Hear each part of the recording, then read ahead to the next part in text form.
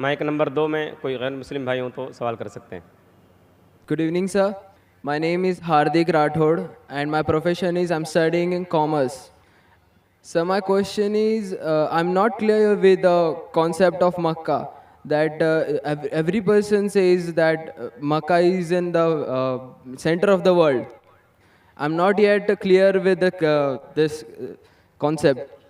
I keep on asking with my friends that what actually Makkah is, but no one can give me the reliable answer. So please, I want to request you that please can you tell me in pure Hindi or English that what the actual concept of Makkah is? بھائی صاحب کا سوال ہے کہ میں اب تک یہ نہیں جان سکا مکہ کیا ہے. میں یہ نہیں جان سکا کیوں کہتے ہیں کہ مکہ زمین کے سینٹر میں ہے, محور میں ہے. میں یہ نہیں جان سکا کہ مکہ کیا چیز ہے. بھائی صاحب, مکہ جس طریقے سے قرآن مجید میں ذکر آتا ہے سورہ عمران میں سورہ نمبر 3 آیت نمبر 96 میں کہ بکہ وہ جگہ ہے جو سب سے پہلے عبادت کے لیے بنائی گئی, سب سے پہلے عبادت کی جگہ بنائی گئی وہ ہے مکہ. اور قرآن مجید میں لکھا ہے سورہ اسراء میں چیپٹر نمبر 17 آیت نمبر 1 میں کہ اس کے ارد گرد امن ہے, اور مکہ کو کہا گیا ہے دار الامن.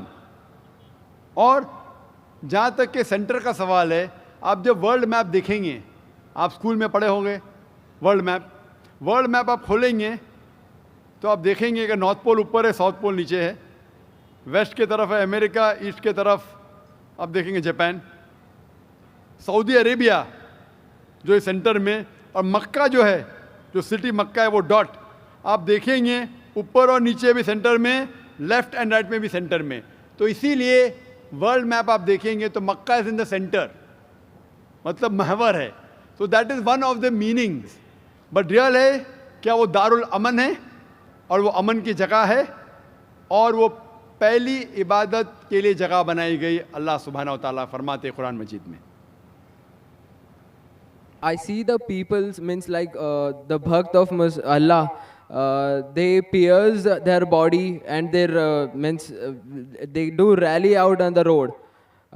What is it actually? بھائی صاحب نے سوال کیا کہ ہم دیکھتے ہیں کہ مسلمان لوگ اپنے جسم کو مارتے ہیں اور خون کرتے ہیں, کیا ہے؟ قرآن مجید میں کہا بھی نہیں لکھا ہے کہ مسلمان شوڈ پیئرس دے باڈی. قرآن مجید میں کہا نہیں لکھا ہے کہ اپنے جسم کو مارنا چاہیے. جہاں تک کہ صحیح حدیث ہے, صحیح حدیث میں اللہ کے فرماتے اگر انتقال ہوتا ہے آپ کے گھر والے کا یا کوئی نقصان ہوتا ہے, میکسیمم آپ 3 دن تک سوگ منا سکتے ہیں, 3 دن سے زیادہ نہیں, کیونکہ کسی کا بھی انتقال ہوتا ہے وہ اللہ کی طرف سے ہے. تو انتقال ہونے کے بعد بھی, موت کے بعد بھی اگر آپ کو سوگ منانا ہے, اگر آپ کو you want to well and کرائے, میکسیمم 3 days. تو یہ قرآن اور حدیث کے مطابق نہیں ہے, اور کوئی بھی کرتا ہے تو قرآن کے خلاف کرتا ہے. Hope the answer the question. Mic number 1 سے سوال بھائی. My name is Abhinav Kumar and I am a marketing manager.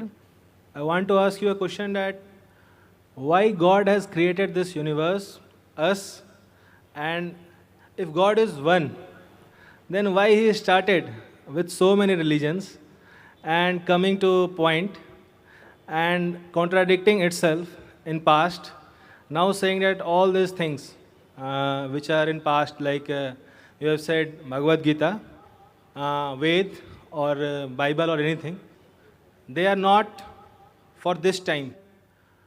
If I am seeing the scenario in the present scenario, I am thinking that any religion needs to grow up. Anyone, either it is Hinduism, either it is Christianity, either it is Muslim, any religion, Islam. And why God is contradicting itself by saying those things or saying those things in those scriptures? بھائی صاحب کا پہلا سوال کہ خدا نے, ایشور نے ہمیں کیوں بنایا. دوسرا سوال کہ خدا نے اتنے مختلف مذاہب کیوں بنائے, وائی سو مینی ریلیجنس.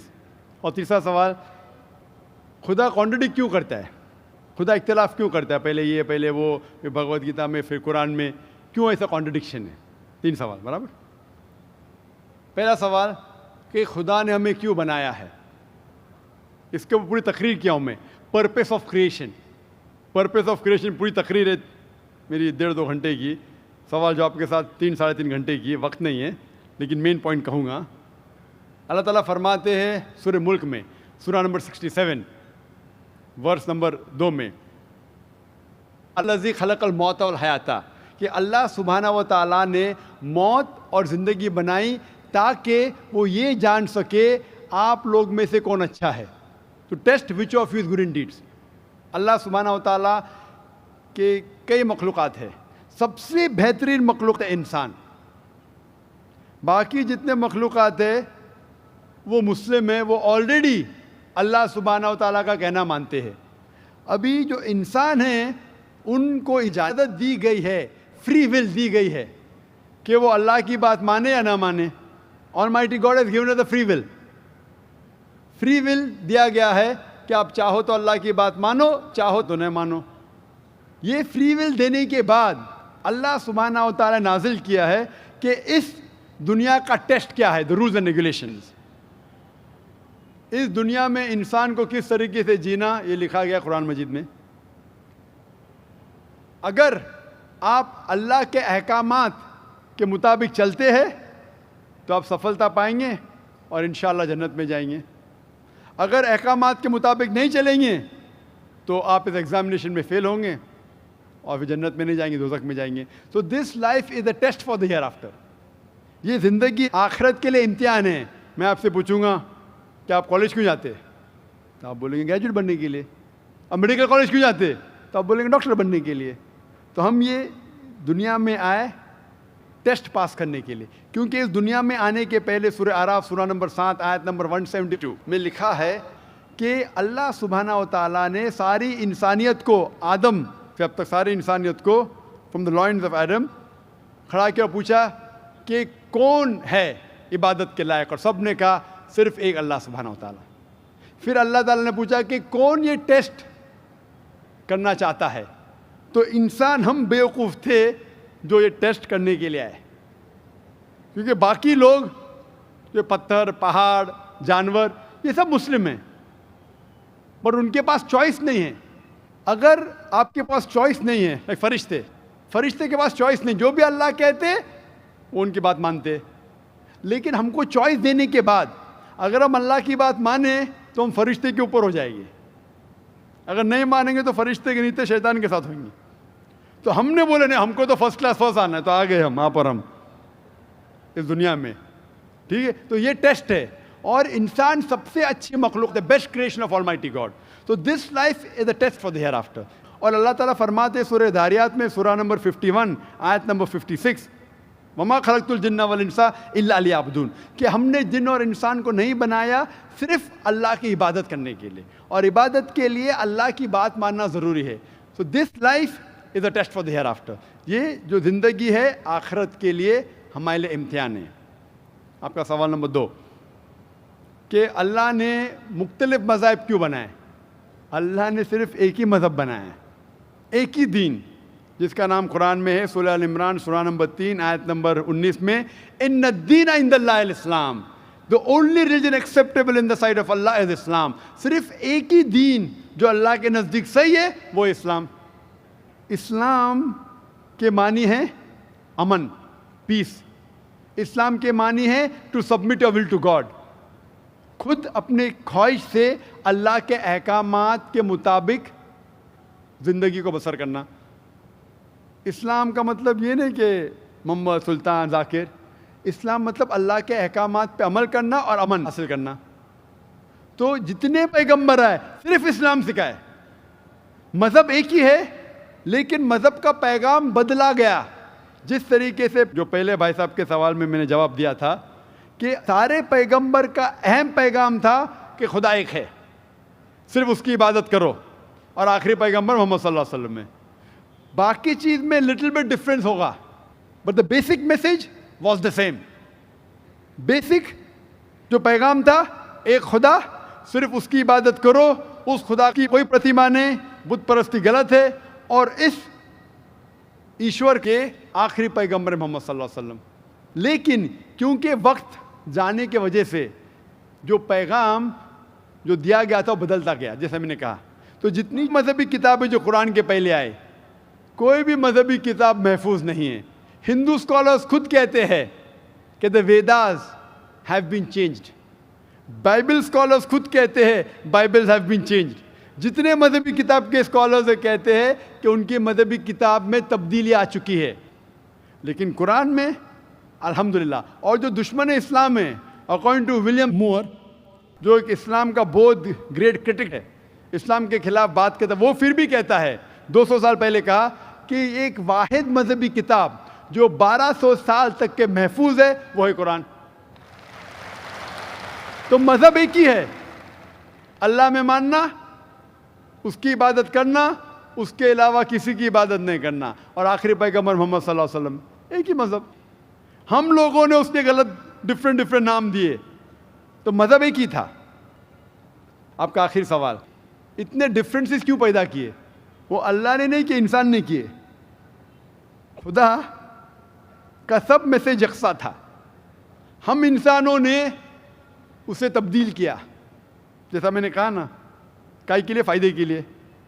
تو ابھی ہمیں یہ دیکھنا ہے کہ اصل مذہب کیا ہے. اور میں عام طور پہ کہتا ہوں, جو میں رائے دیتا ہوں, میں صرف ایک طرفہ رائے نہیں دیتا ہوں کہ صرف قرآن میں مانو. میں کیا کہتا ہوں, آپ کم از کم ایک بات پہ مانو کہ ایک کتاب 100% خدا کی ہے. ٹھیک ہے, یہ ماننے میں کسی کو گلا شکوا نہیں ہوگا. ہندو کہیں گا وید خدا کی کتاب ہے, عیسائی کہیں گا بائبل خدا کی کتاب ہے, مسلمان کہیں گے قرآن خدا کی کتاب ہے.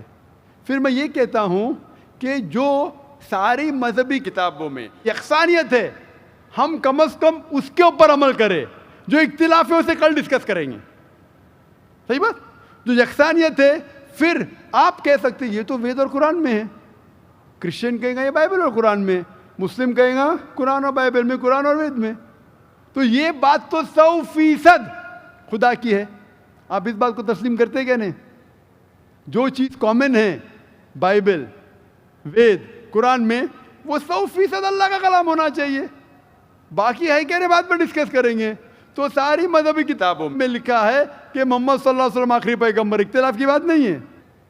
ساری مذہبی کتابوں میں لکھا ہے کہ خدا ایشور ایک ہے, کوئی اختلاف کی بات نہیں. نہ اس کی کوئی پرتیما ہے, نہ کوئی بت ہے, اس کی عبادت کرنا چاہیے. باقی چیز چھوڑو, کم از کم اس پہ تو عمل کرو. اس طریقے سے میں نے تقریر کی, ہندو مذہب اور اسلام میں یکسانیت, عیسائی مذہب اور اسلام میں یکسانیت, اور ثابت کیا کہ بائبل میں لکھا ہے شراب حرام ہے, وید میں لکھا ہے شراب حرام ہے, قرآن میں لکھا ہے شراب حرام ہے, تو شراب مت پیو.